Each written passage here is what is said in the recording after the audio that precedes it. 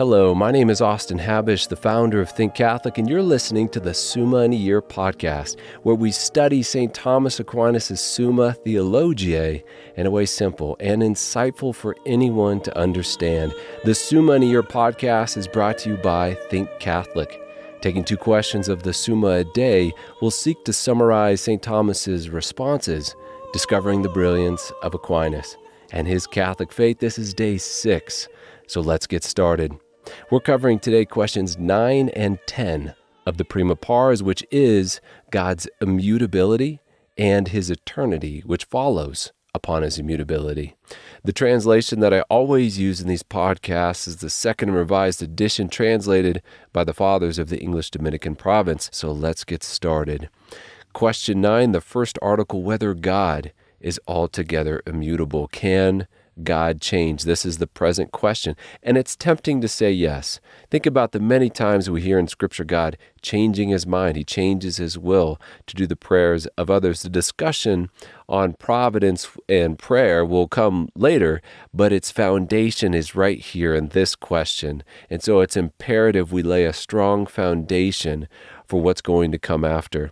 The verse Aquinas cites as an objection to God's immutability is James chapter 4, verse 8. Draw near to God, and he will draw near to you. Now that seems to very plainly denote change in God. Aquinas' response, these things are said of God metaphorically.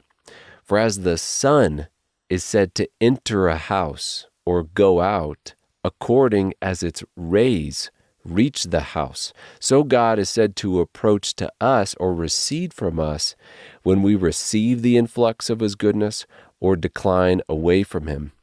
So either we move away from God by nature and grace, or God affects in us some influx of grace. But again, effects happen not in the cause, but in the affected.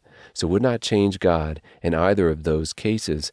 God must be entirely unchanging first, because he has no potential, no potency, which is required for change, which is broadly speaking defined as what is potential becoming actual. A pretty good working definition of creation would be when nothing becomes something. Neither can apply to God, who is existence itself without any potential for additional existence or perfection. Second, whatever can change must be composed of parts, in which one part remains the same while another aspect of it or another part of it changes, becomes actual, moves from potency to actuality. But God cannot have parts, as we addressed on the question of his simplicity. Third, whatever is changed must be changed by another, whether that one changing part is changed by a different part, like my legs changing the position of my torso in the room by walking me down the hall, or it must be changed by another substance entirely, like the teacher changing the amount of knowledge the student has. But God is first cause, the font of all other causes, the uncaused cause, as we proved in the second episode of this podcast, and so he cannot be caused by anything else. He cannot be changed. Therefore, he is entirely changeless. As God says through the prophet Malachi, chapter 3, verse 6, I am the Lord, and I change not. And as God says through St. James, every good endowment and every perfect gift is from above, coming down from the Father of lights, with whom there is no variation or shadow due to change. Then our second and last article of this question, it's a brief question, does it belong to God alone to be immutable? Now, from what we've said thus far, this answer should be pretty apparent. Only that which is entirely devoid of potential, phrased another way, entirely perfect, actual being itself, can be wholly immutable, which is God. Now, among mutable things, there are a couple noteworthy distinctions which can be made when it comes to change. So, for example, things composed of essence or nature and material like us, like everything else in the material universe, we can change by being destroyed. For example, for a man to change to a corpse, or for water to be changed into hydrogen and oxygen atoms by being divided or taken apart. Things down here can change substantially, in a word.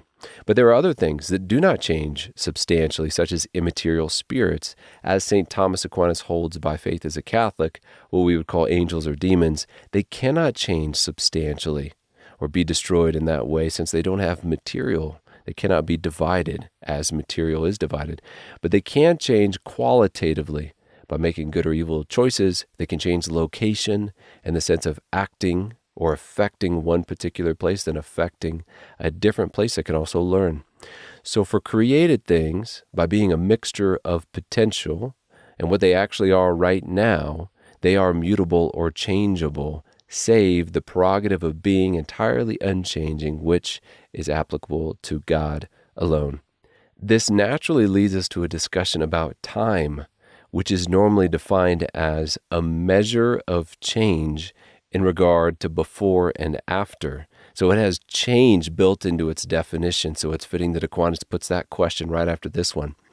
So this is our next question, question 10 on the eternity of God, and we begin with the definition of eternity as received by Aquinas from Boethius in his work on the Consolation of Philosophy, written around the 6th century. That definition is this: eternity is the simultaneous whole and perfect possession of interminable life. Is this a good definition of eternity? That's our first article.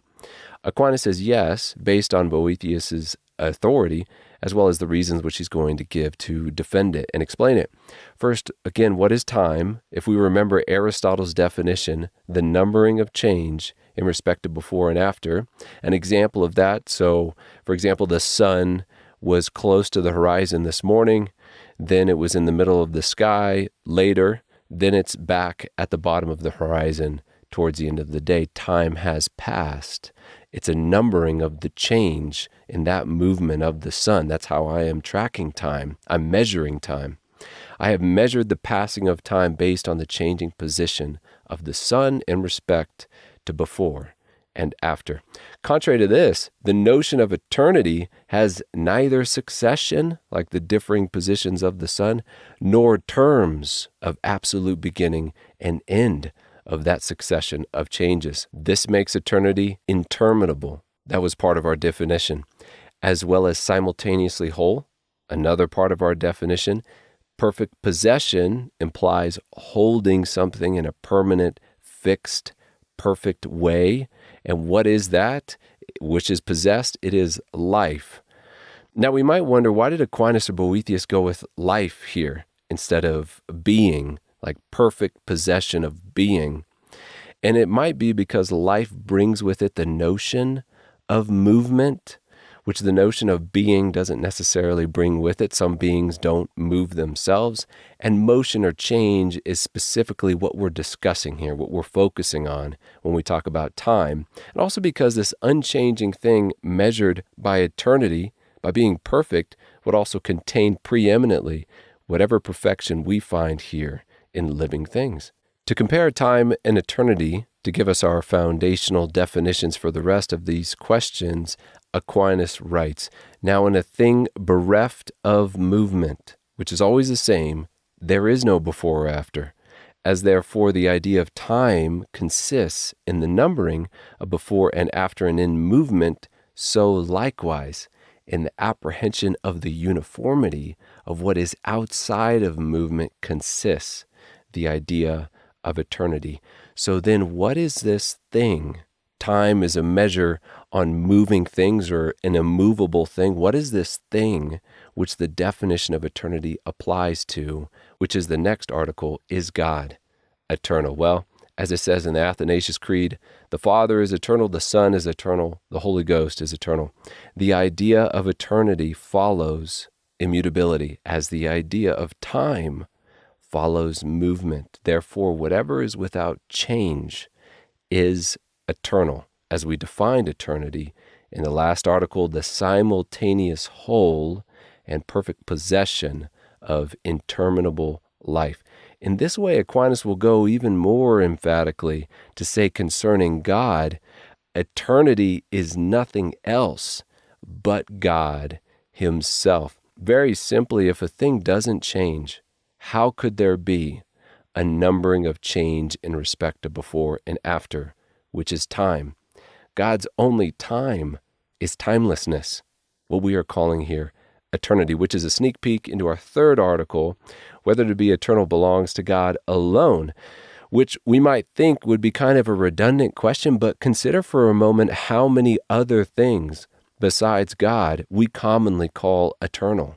We call hell and heaven eternal. Necessary truths such as 2 and 2 equals 4, that a thing cannot be and not be at the same time in the same respect, what we call the principle of non-contradiction. These we call eternal truths, not contingent upon other things.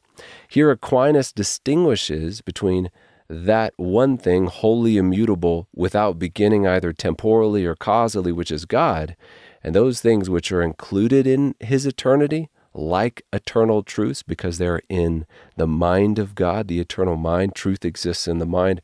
We'll see truth later in the Summa.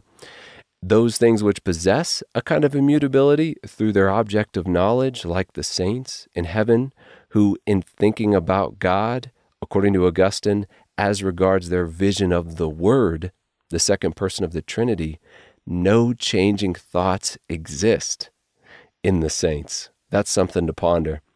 And those things which are eternal in the manner of not having an end, like the fire of hell or immaterial spirits. Article number 4, whether eternity differs from time. Absolutely. The answer to this is succinctly made by St. Thomas thus. He says, as eternity is the proper measure of permanent being, so time is the proper measure of movement.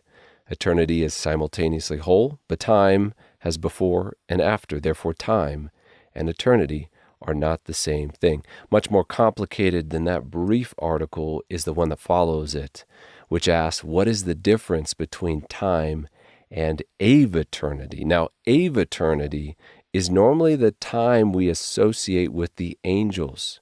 So we have God, who is measured by eternity, immaterial spirits, like angels, who are measured by aeviternity, and then the material world down here measured by continuous time, the temporal. Aeviternity for St. Thomas is a kind of middle between the complete changelessness of God and then the continuous change of the material world down here.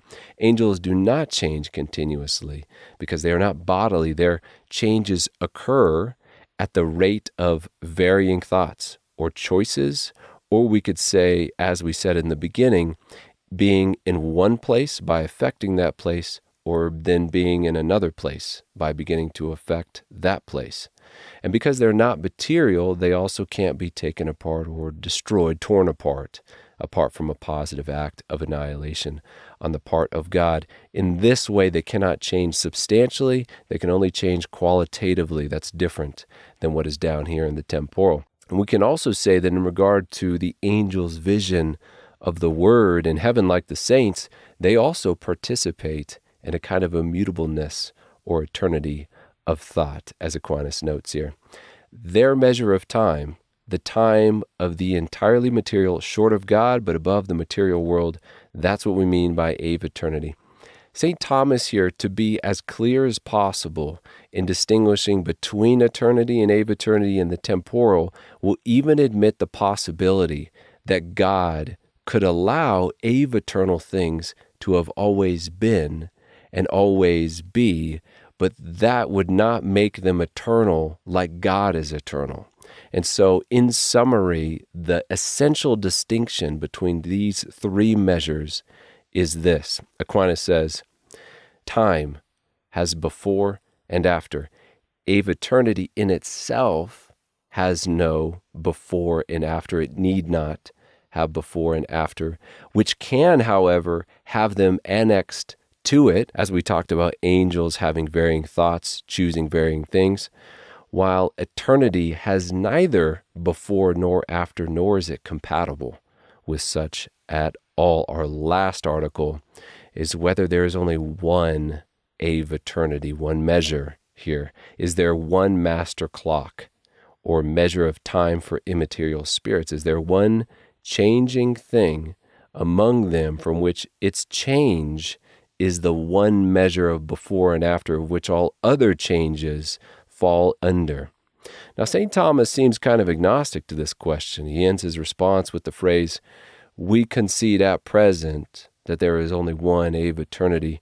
He does this based on the opinion of those who came before him, an opinion that I think we can safely say is shared by the Church, that there is a hierarchy even among immaterial spirits. Now, down here, we definitely have a hierarchy of being, of goodness within the material world, from the inanimate up to the vegetative, to the sensitive, to us, the rational.